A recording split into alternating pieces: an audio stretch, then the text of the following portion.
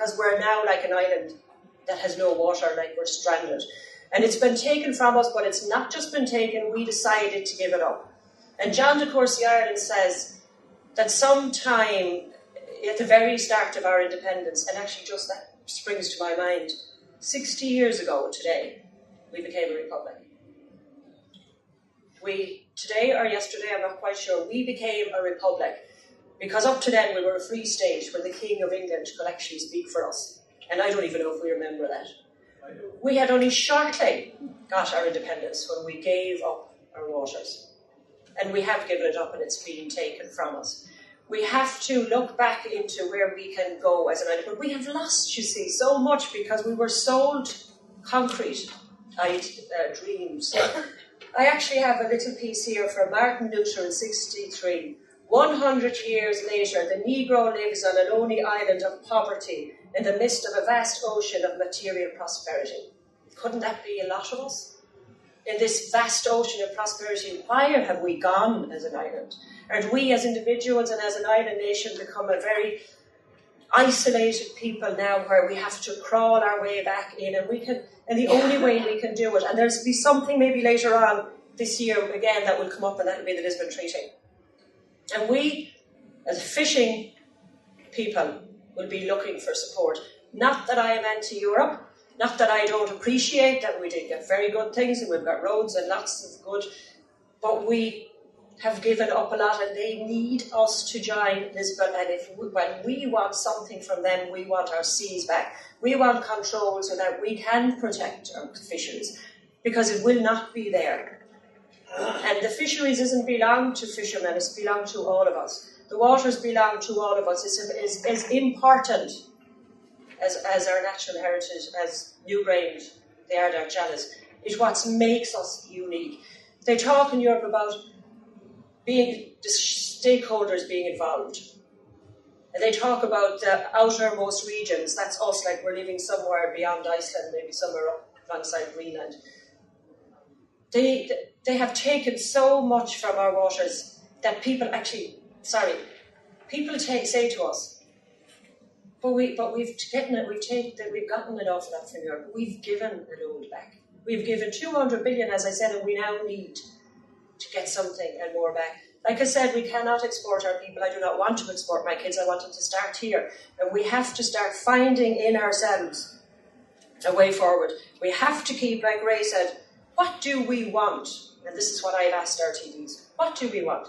Do we want a fishing industry? If not, then let's close it up. We need to conserve what jobs we have left, and they're very few, and we need to conserve our indigenous people. It's Heimpel and Costa, Han and Tonga, Mar, Goref, Dina, Agobar, Amach and Costa. Our language stayed because fisheries stayed, and we need to protect that too. Let me tell you, because I love France, and they take our fish, but we go and drink their wine. So, the love for their fishermen in France, they respect, and the Spanish, their fishing people and their industry. We don't. In Waterford Harbour, it is one of the safest harbours, not just in Waterford, but in Europe. Going back 8 or 9 years ago, there were 13 vessels landing fish from our Irish vessels landing fish in Waterford. They went all the way up as far as the bridge. They landed between 15 and 18 million euro every year in fish.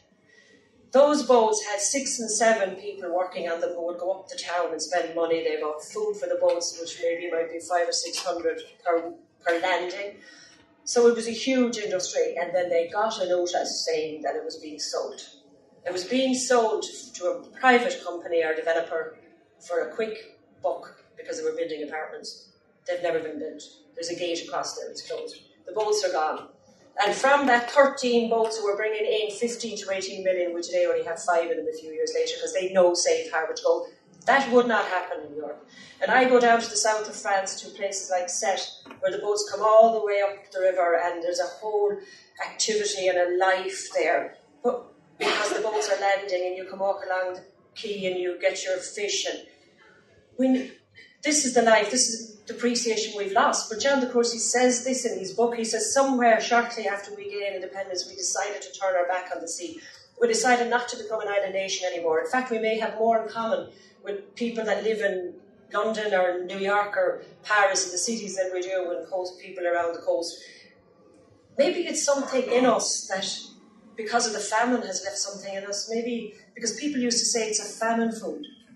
We wouldn't eat it only on a Friday. And then sometimes you'd rather have a fried egg. That's what's happened to our fisheries. And when we go out, and my job here today is not to talk about all the statistics and the quotas we have and what they've done, because what they bring in is only to feed their own industries in Europe. It's almost like the Eurovision Song Contest. There's no point going there because they won't vote for you. They'll only vote for their friends and their neighbours. It's political. They won't vote for us. It's as simple as that. Governments don't care, and we have to force them. And what I want you to understand is to understand when we go on the streets, when they come for a Lisbon Treaty, why we're asking you. Because my friends tell me I'm mad. We have to go there. And I'm saying, no, I'm sorry, we do not have to go there. They want something, and we want something back. We want control of our waters. We are very regulated, the Irish fishing fleet. We do not go to sea without having to call in where we go, what time we're in, what hours we're in, and what fish we land. Friends of mine in France last week, in around Gilvinec and Concarneau, the boats who were returning from Irish waters, there was not one fishery officer. They do not land, they do not hand in their logbooks or sheets of paper that says what's landed, and if we don't land that, we get a criminal record. If it's not written right, we get a criminal record. In Coruña in Spain, the boats arrive back, and you know what they land from Irish waters? They land blue whiting, it's called. They don't land monk, cod, haddock, hake, the prime fish. When those same Spanish boats land into Irish ports, they land monk, hake, cod, and fish. And you know why they don't land it in Spain? Because they're covering it up. We know it is. They know. There's no regulation. There's no control. When Europe wants control, regulations, and when it is actually serious about fish stocks and fishermen, then there's one way to do that. Then give control back to the people who can control it, because we are controlled in Ireland. They are not in Europe. They do not want to control it because they are too big a hunter. I suppose we're pumping for days and days to land it. The people closest to the source should be the people to supply it. Look, I have a lot of notes and I could talk for a long, long time, but really, I suppose that's all I'd like to say for now. Thank you very much.